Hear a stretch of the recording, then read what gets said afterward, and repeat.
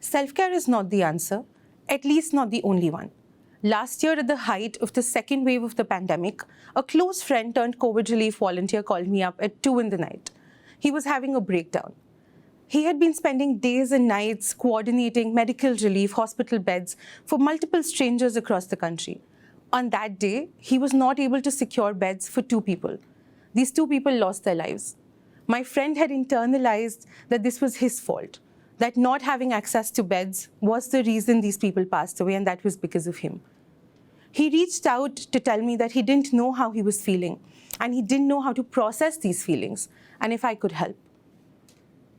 This right here is the problem. I'm going to be talking about 2 things here. One, we have a crumbling healthcare infrastructure that got worse during the COVID-19 pandemic.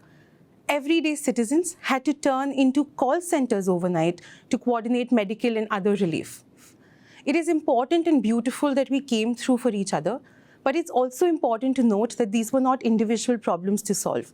My friend here had internalized the belief that it was his responsibility for the loss of lives, for not being able to secure a hospital bed, and not that of the system for not being able to provide adequate medical infrastructure.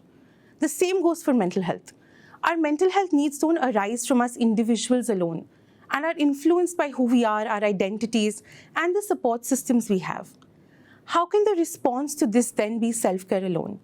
We've been made to feel all our lives that if we can't make it to a certain success marker, if we don't solve everything for ourselves, and if we can't fix how we are feeling alone, the fault lies with us. When my friend sought help, we did try therapy, but therapy didn't work for him in that situation.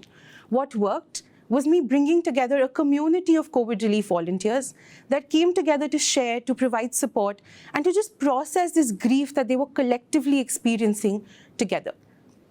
And his act of reaching out to me and my act of bringing together a community to support him shows me that it's not just self-care at which we stop.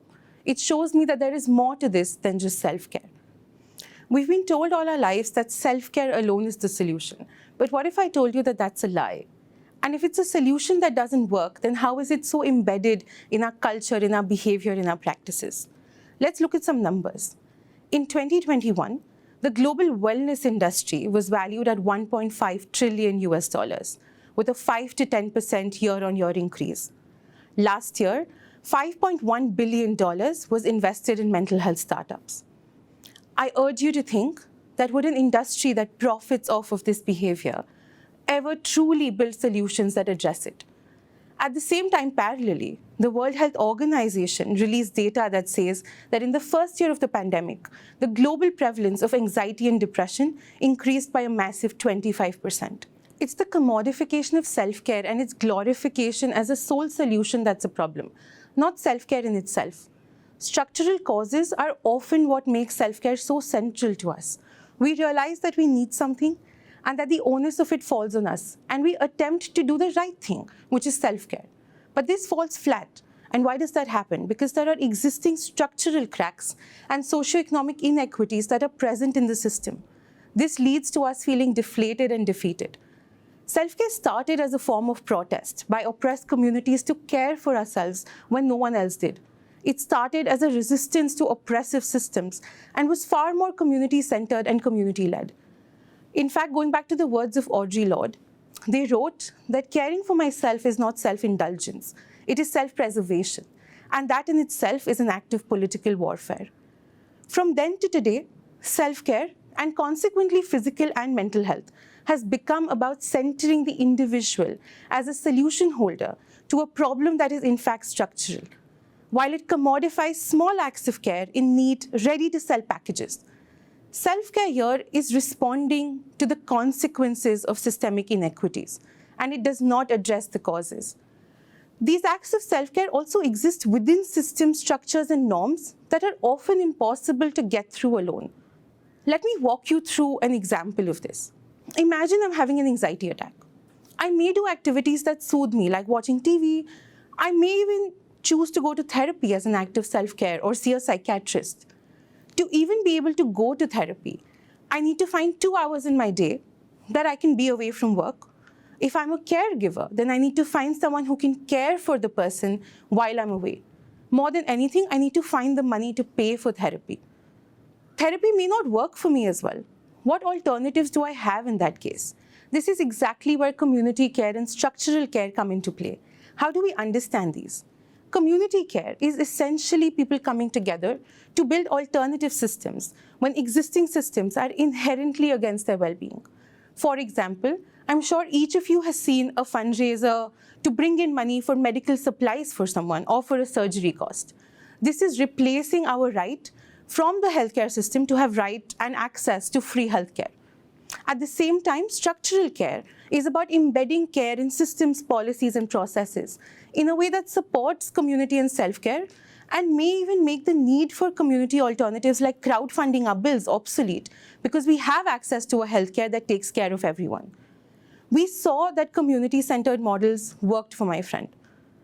What could community-centered models look like for me? Maybe I crowdfund my therapy costs. Maybe a friend steps in for me to care for someone that I'm caring for. It could also mean finding alternative forms of healing within my community that don't rely on a therapist. Structural care here would simply look like having universal health coverage. My therapy is paid for, my employment allows for me to take time for my health needs, and caregivers are recognized, they're paid for, and they're supported formally through the benefit system of the state. This would mean that while my friend can still volunteer in a time of crisis, he would be supported by a medical health infrastructure that has adequate medical supplies, hospital beds, and doctors. Why are these important? It goes back to the question of cause versus consequence. To respond to the mental health crisis that the world is facing, we don't need only self-care. We need the development of communities of care and building structural changes. Advocating and organizing for systems change is what we require. Now that we're here, I'll take a minute to tell you a little bit about myself. I'm a human rights lawyer turned social justice advocate and defender. And I started a human rights feminist organization called One Future Collective. A key part of our focus has been building these communities of care and advocating and organizing for systems change. Going back to the start of my talk, when my friend called, I asked myself what was my responsibility here? What was my role to play here? How do we protect and care for each other when systems fail us? And how do we continue to hold systems accountable while doing so? This is what led to me starting the COVID Mental Health Project, which has now become the Mental Health for All project. From last year of doing this, what has emerged is that there is no singular solution possible when we're meeting the needs of diverse communities. But we have managed to build a model of care that accounts for this diversity. And we've built a 3-step model, which is quite interlinked. The first of it being responding and meeting immediate needs of our communities through mutual aid efforts.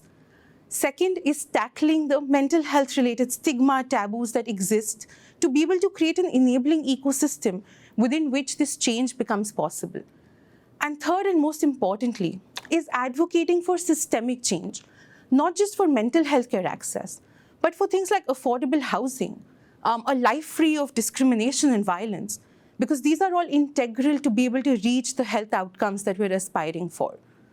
In the last year, we've supported over 1,500 people with intensive care.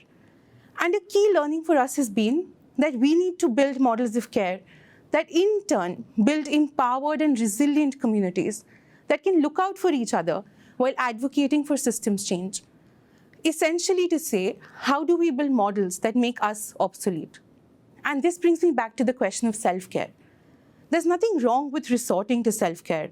When things feel overwhelming, when mental health takes a backseat, to take pause and rest and recognize that that is the right step for you is a revolution in and of itself. Go for therapy, soothe yourself through some television or music. However, remember that our commitment to care cannot be limited to that. We need to line up our communities, our actions, and our very movements with care. I will take you back to my initial statement here. Self-care is an answer. It is just not the only answer. So I ask you, what can an alternative look like for you? Who can you reach out to for support when you're in distress? What community structures can you build that empower your people? And I will leave you with a single question. What can your community do? What can you do with your community today that will lead to structural care in the future? Thank you.